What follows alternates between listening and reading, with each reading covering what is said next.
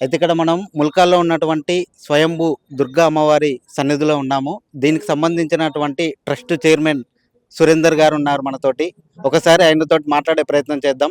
ఎందుకంటే ఇక్కడ అమ్మవారు వెలవడానికి ప్రధాన కారణం ఏంది? అంటే అంటే స్వామీజీలకు ముందే తెలుసా? లేదు అంటే కావాలని ఇక్కడికొచ్చి మరి దీన్ని ఆహ్, గుర్తించే ప్రయత్నం చేశారనేటువంటి విషయాలు తెలుసుకునే ప్రయత్నం చేద్దాం. అన్న నమస్తే అన్న. నమస్తే చెప్పండి. ఇక్కడ వెలవడానికి ప్రధాన కారణం అంటే ప్రధాన కారణం ఏంది? అంటే స్వామీజీలకు ముందే తెలుసా? లేకుంటే కావాలనే ఇదంతా చేస్తున్నారా? అంటే కొంచెం నెగటివిటీ కూడా ఎక్కువనే ఉంది దీనిపైన కూడా ప్రచారంలో. సో, దాని గురించి మనం చెప్పే ప్రయత్నం చేద్దాం. అయితే మాకు తెలిసిన విషయం డిసెంబర్ 9వ తారీఖున కాశీ నుండి కన్యాకుమారి వరకు గోదావరి ప్రక్షాళన పేరు మీద భారతదేశ వ్యాప్తంగా గోదావరి ప్రక్షాళన కార్యక్రమం మీద 600 మంది స్వాములు, పీఠాధిపతులు పెద్ద ఎత్తున కార్యక్రమం పెట్టుకున్నారు. దానిలో భాగంగా డిసెంబర్ 9వ తారీఖు ఇక్కడ మంచిర్యాల ప్రాంతానికి ఇచ్చేయడం జరిగింది. తర్వాత డిసెంబర్ 10వ తారీఖున మంచిర్యాల గోదావరిలో గోదావరి హారతి కార్యక్రమం ఉండే. వాళ్ళు ఒక 120 వెహికల్ల కాన్వాయ్‌తో వచ్చిర్రు. వాళ్ళు ప్రోటోకాల్‌తోటి వచ్చిర్రు.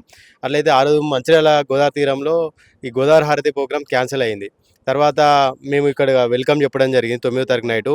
10వ తారీఖున అక్కడ స్వామిలను కలవడం జరిగింది. అదే 10వ తారీఖున ఉదయం ఇక్కడ మంచిర్యాలలో క్యాన్సిల్ అయింది. ముల్కాల గోదావరి నియర్ బై హైవేకి ఉంటుంది. అట్లయితే పెద్ద ఎత్తున రావడం ఇబ్బంది అవుతుంది. అక్కడ ఏర్పాట్లు చేయలేదు కావచ్చు. ఒక 10-15 మంది స్వాములు 20 మందికి వస్తారు, హారతి ఇస్తారని చెప్పారు. చెప్పగానే మా ఊరు వాళ్ళు కొందరు ఆ టైం లేకుండే తొందరగా వచ్చేసారు కాబట్టి గోదావరి హారతి వరకు వెళ్ళారు. గోదావరి హారతికి వచ్చే క్రమంలో వాళ్ళు గోదావరి ఇచ్చిన తర్వాత వాళ్ళు తెలుగు ఎవరికి రాదు. వాళ్ళ హిందీ, వాళ్ళ రాష్ట్రాల భాషలు వాళ్ళకి వస్తాయి. దాని తదనంతరం వాళ్ళు హిందీలో చెప్పారు. ఇక్కడ ఈ ప్రాంతానికి రాగానే మాకు ఒక వింత అయిన ఒక పాజిటివ్ ఎనర్జీ అనిపిస్తుంది. ఒక మంచి ప్రాంతం, ఇక్కడ ఒక మంచి ఎనర్జీ లాగా మాకు అనిపిస్తుంది అని చెప్పారు. అనగానే ఏముంది స్వామి అంటే, ఇక్కడ ఏదో ఒక మంచి దాగి ఉంది, మంచి శక్తి ఉన్నది ఏరియాలో. ఇది గోదావరి ప్రాంతాన తీరాన ఉన్నది కాబట్టి చాలా మంచిదని చెప్పారు. వాళ్ళు తిరుగు ప్రయాణంలో వచ్చే టైంలో ఇక్కడ పక్కనే పోచమ్మ గుడి ఉంది. ఆ పోచమ్మ గుడి దగ్గర ఆగేసి వాళ్ళు కొబ్బరికాయ కొట్టి మళ్ళీ ఇక్కడ చెప్పారు, ఇది నియర్ బై ఒక శక్తి ఉన్నది భూమి లోపల. ఇది చాలా మంచి ప్రాంతానికి చాలా మంచి జరుగుతుంది. అది ఏదైనా కావచ్చు, అది బండ ఉందా, బంగారం ఉందా, వెండి ఉందా ఏమో మాకు తెలియదు అని చెప్పారు. ఊరోళ్ళు ఇక్కడ ఉండి వెంటనే అడిగారు, అసలు ఏంది నిజమా స్వామి ఇక్కడ మీరు ఇట్లా అంటున్నారు ఏంటంటే, నేను చూపెడతా రండి అని చెప్పి ఆ గుడి పక్కన తీసుకొచ్చిన ఈ ప్రైవేట్ ప్లేస్కి తీసుకొచ్చిర్రు. దీంట్లో అప్పటికి కంది చేను ఏదో ఉండేది ఉంటే ఆయన కింద ఊసేసుకొని ఈ ప్రాంతాన్ని ఇట్లా అని నియర్ బై అని చెప్పి చూపెట్టిరు. ఒక కొబ్బరికాయ కొట్టి వెళ్ళిపోయారు. వాళ్ళు వెళ్ళిపోయిన తనంతరం మా గ్రామస్తులు అందరం కలిసి మరి ఎవరో వచ్చిర్రు స్వామిజీలు ఏదో చెప్పిర్రు, ఇట్లాంటి ఎంతోమంది ఏదో చెప్తా అంటారు, ఇది నిజమా కాదా ఇట్లా అని మేము ఒక ఫస్ట్ భూమి సడన్గా ఏంటంటే వాళ్ళు వచ్చే క్రమంలో భూమి యజమాని ఏదో కిరాయి వసూలు చేసుకోవడానికి ఇక్కడికి వచ్చేసారు. ఆయన ముందంటే ఆ స్వామి లోపలికి వచ్చేసి ఇక్కడ కూర్చొని చెప్పేసి వెళ్ళిపోయారు. మళ్ళీ తెల్లారి గ్రామస్తులు అందరం కలిసి, అన్ని పార్టీ నాయకులు అందరం కలిసి, గ్రామస్తులం కలిసి మరి మనం ఫస్ట్ అయితే ల్యాండ్ పర్మిషన్ ఓనర్ కావాలి కదా, ల్యాండ్ ఓనర్ పర్మిషన్ లేని ఎట్లా అని చెప్తే ఆయన సరే మరి నా ల్యాండ్ నామదనే వచ్చేసారు, సరే నేను కూడా ఒప్పుకుంటా తవ్వండి అని చెప్పారు. తవ్వితే ఒక 2-3 రోజులు తదనంతరం మళ్ళీ చర్చల తర్వాత ఆయన కొంచెం మరి రేపు నా భూమి బాధనం అయితే ఎట్లా అని చెప్పి ఆయన అన్నారు. సరే ఏదైనా ఊరి మంచి కోసమే కదా, ఊరికి మంచి జరుగుతుందని స్వామిలు చెప్పారు కదా, మరి ఒక మంచి కార్యక్రమం చేద్దామని అంటే ఇక లోకల్ పవన్ శాస్త్రయ్య గారు వీళ్ళు ఉంటారు. వాళ్ళు మన గాయత్రి విశ్వకర్మ పీఠాధిపతులు వాళ్ళు ఏం చేశారంటే పూజలు స్టార్ట్ చేసి తవ్వడం స్టార్ట్ చేసిర్రు. ఇట్లా గవ్వలేసి డబ్బలే ఒక మొదటి డబ్బా తవ్వీరు రాలేదు, రెండో డబ్బా తవ్వీరు ఏం జరగలేదు, మూడో డబ్బా వచ్చేసరికి ఒక 3 ఫీట్ లోపలికి పోగానే బకెటకి జేసీ బకెట ఉంటుంది కదా, ఆ భూమి లోపలికి పోగానే సౌండ్ వచ్చింది. సౌండ్ అయితే ఆపేసి చేతులతో ఇట్లా అనగానే అయ్యగారు కింద పడిపోయారు ఇమీడియట్లీ. ఆయన కింద పడిపోయి 15 నిమిషాలు 20 నిమిషాల వరకు మేలుకో రాలేదు. అందరూ ఆశ్చర్యానికి గురి చేసిర్రు. ఇక్కడ అందరూ పెద్ద ఎత్తున అంటే జరిగింది మొత్తం మీడియా ప్రకారంగా ఈ చుట్టుపక్కల ప్రజల అందరి కళ్ళ ముందనే ఇదంతా జరిగింది. మేము కూడా అరే ఈ స్వామిలు ఈ రోజులలో ఇంత అయింది, స్వామిలు ఎప్పుడేమిది అంత ఏందని మాకు కూడా ఆశ్చర్యం గురేసారు. కానీ వాళ్ళు ఏదైతే చెప్పిపోయారో అది నిజంగా ఇక్కడ జరిగింది అనుకున్నాం. నిజంగా మా ప్రాంతానికి, మా ఊరికి చాలా అదృష్టవంతం. అంటే ఇక్కడ అమ్మవారు వెళ్ళవడం అనేది ఒక మామూలు విషయం కాదు అని ఆ రోజు నుంచి జనాలు తండాలు ఇక్కడ విచ్చేస్తున్నారు. పెద్ద ఎత్తున ఇక్కడ గుడి నిర్మాణం జరగాలి, ఈ ప్రాంతం ఒక ఆధ్యాత్మిక శోభతో వర్ధిల్లాలి. దాంతోపాటు ఎప్పుడైతే అమ్మవారు ఇక్కడ వెలిసిందో అప్పటి నుంచి ఇక్కడ చాలా మంది వ్యాపారస్తులు జీవనోపాధి దొరుకుతుంది. కొబ్బరికాయలు కానీ, చాలా దుకాణాలు కానీ, ఇక్కడ అన్నదానాలు కానీ ఇక ఆధ్యాత్మిక శోభతో పెద్ద ఎత్తున జరుగుతుంది. అంటే రాబోయే రోజులలో ఇక్కడ అమ్మవారు వెలిసింది కాబట్టి స్వయంభుగా ఇక్కడ పెద్ద గుడి కట్టి ప్రాంతానికి చాలా మంచి జరగాలని మా గ్రామస్తుల మీద తరపున మేము అందరం ముందుకు వచ్చి పని చేస్తున్నాం. అంటే ఇక్కడ స్వామీజీలు ఎంతమంది వచ్చారు? వారిలో పెద్ద స్వామీజీలు అంటే పెద్ద స్వామీజీలకు సంబంధించిన గురువులు ఎవరైనా ఉన్నారా? లేదు అంటే ఆ స్వామీజీలే ఇక్కడికి మరి వాళ్ళే ఇక్కడికి వచ్చేసి ఇలాంటి కార్యక్రమం చేశారా? అయితే ఆ రోజు స్వామీజీలు అయోధ్య రామాలయంలో ప్రధానాచార్య స్వామి పేరు నాకు ఐడియా లేదు. ఆ స్వామీజు తర్వాత మహారాష్ట్రలో కొన్ని పీఠాలు ఉంటాయి. ఎవరి స్వామి వాళ్ళకి పీఠాలు ఉన్నాయి. వాళ్ళు ఒక 20 మంది స్వాములు ఇక్కడికి వచ్చిర్రు. వాళ్ళు అంటే మామూలు అయితే మేము నమ్మపోను. వాళ్ళు ఎంత పెద్ద స్థాయిలో ఉన్నారో వాళ్ళకంత సెక్యూరిటీ ఉన్నది. పెద్ద ఎత్తున పోలీస్ ఎస్కార్ట్లు ఉన్నారు. వాళ్ళు పెద్ద పెద్ద వెహికల్ వచ్చిర్రు. అంత పెద్ద స్వామీజులు వచ్చిర్రు కాబట్టి మేము నమ్మడం జరిగింది. వాళ్ళు నిజంగా మళ్ళీ వాళ్ళకు వారి ప్రాంతానికి కాదు, ఈ ఊరి పేరు కూడా వాళ్ళకి తెలియదు. ఈ ప్రాంతం పేరు కూడా వాళ్ళకి తెలియదు. వాళ్ళు ఇట్లాంటి రాష్ట్రాలకు జిల్లాలు వచ్చి ఎప్పుడోసారి వాళ్ళు ప్రయాణాలు చేస్తారు. కానీ వాళ్ళకి ఊరి పేరు తెలియదు. ఈ ప్రాంతానికి గోదావరి ప్రాంతానికి రావడం ఏంది హార్దికరంగా ఇక్కడ చెప్పడం ఏం జరిగింది, ఆ నిజం జరిగింది కాబట్టి మేము ఇంత నమ్మకంగా మేము ఈ ముందుకు వచ్చి ఈ కార్యక్రమం చేస్తూ ఉన్నాం. ఈ ల్యాండ్ ఓనర్‌కి సంబంధించి అతనేమంటున్నాడు? అంటే ఇప్పుడు ఎంతైనా కూడా ల్యాండ్‌కు కొంత అమౌంట్ అంటే ఇప్పుడు తను కూడా దీనిపైన డిపెండ్ అయి ఉంటాడు గదా! సో, ల్యాండ్ ఓనర్ గారు ఏమంటున్నారు? అతను పరిస్థితి ఏంది? ల్యాండ్ ఓనర్ గారు ఏమంటున్నారంటే, ఫస్ట్ నేను కూడా నమ్మలేదు. నా ముందనే స్వాములు చెప్పిర్రు స్వయంగా. వేరే వాళ్ళు చెప్తే నమ్మకపోదు. నా కళ్ళ ముందట స్వాములు చెప్పిపోయారు. మళ్ళీ నా కళ్ళ ముందట ఆ రోజు ల్యాండ్ ఓనర్ గారే దీని ముందుకొచ్చి కొబ్బరికాయ కొట్టి ఆయన ఆధ్వర్యంలో, ఆయన పెద్ద మనిషి, ఆయన భూమి యజమాని కాబట్టి ఆయన కొబ్బరికాయలు కొట్టించి ఆయన ద్వారానే వాళ్ళ ఫ్యామిలీ ద్వారానే పూజా కార్యక్రమాలు నిర్వహించడం జరిగింది. ఆయన కుటుంబంలో చాలా సంతోషపడ్డారు. గతంలో ఒక 3 సంవత్సరాల కిందట కూడా ఎవరైతే యాజమాని ఉన్నారో వాళ్ళ భార్య కూడా ఇక్కడ ఏదో వంకాయ చెట్లు, టమాటా చెట్లు పెట్టడానికి వస్తే భూమిలో చెట్టు పెట్టాక లోపలికి చెవులు జారినాయంట.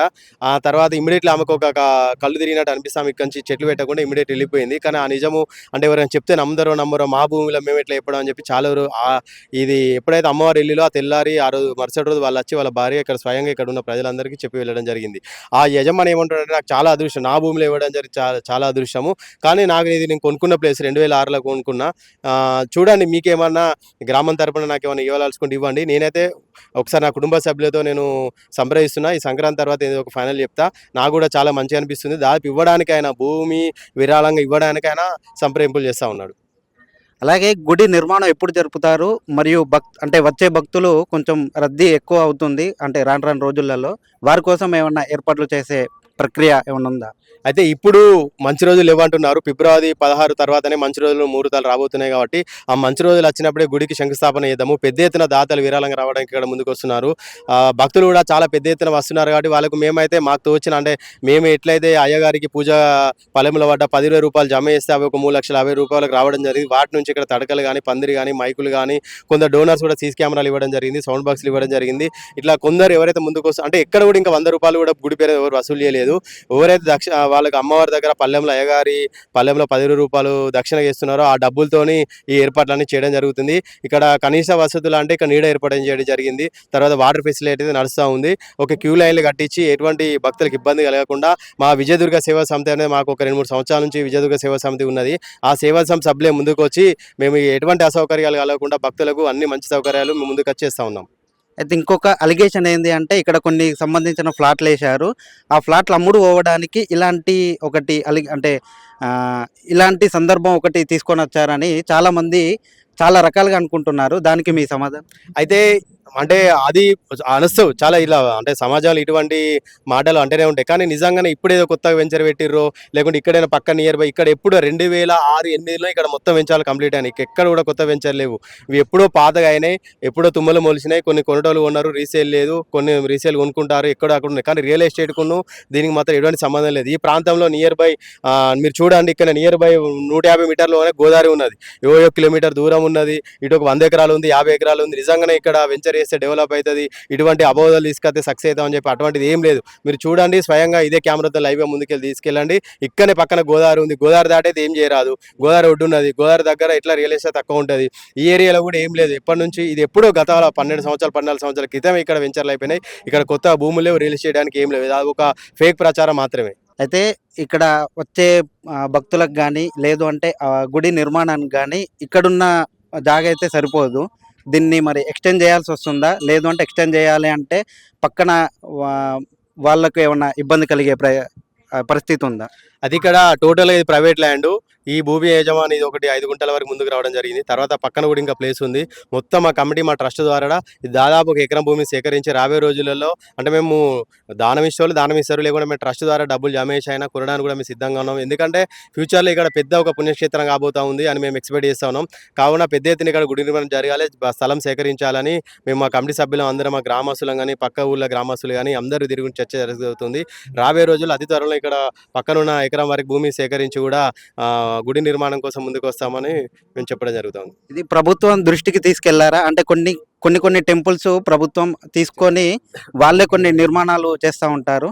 సో ఇదేమన్నా ప్రభుత్వం దృష్టికి తీసుకెళ్లారా? లేదు అంటే మీరే దీంట్లో అంటే పాల్గొని మీరే ఓన్గా తయారు చేయాలని అనుకుంటున్నారా? అయితే ఇది దేశవ్యాప్తంగా సోషల్ మీడియా ద్వారా పెద్ద ప్రచారం జరిగింది కాబట్టి ఇక్కడ రెవెన్యూ డిపార్ట్మెంట్ కానీ, పోలీస్ డిపార్ట్మెంట్ కానీ, అదేవిధంగా దేవాదాయ శాఖ కానీ, ఎండోమెంట్ వాళ్ళు కూడా రావడం జరిగింది. వాళ్ళు వచ్చి పూర్తి వివరాలు సేకరించారు. ఇక్కడ ఏం జరిగింది, వాస్తవం ఏంటి, ఎట్లా సేకరించారు.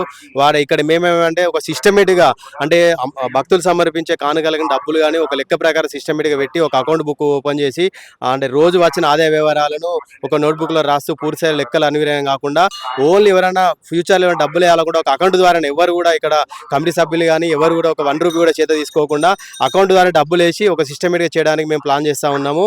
ఇంకొకటి ఏంటంటే సరే చాలా కొంతమంది బయట ప్రచారం చేస్తూ ఉన్నారు, ఇది ఒక ఫేక్ దేవుడు అని చెప్పి కావాలని చెప్పి. ఇక్కడ ఎవ్వరు కూడా అవసరం లేదు. ఎందుకంటే నేను చెప్పేది అంటే నా అనుభవం ప్రకారం చెప్తాను. నేను ఒక హిందువుని.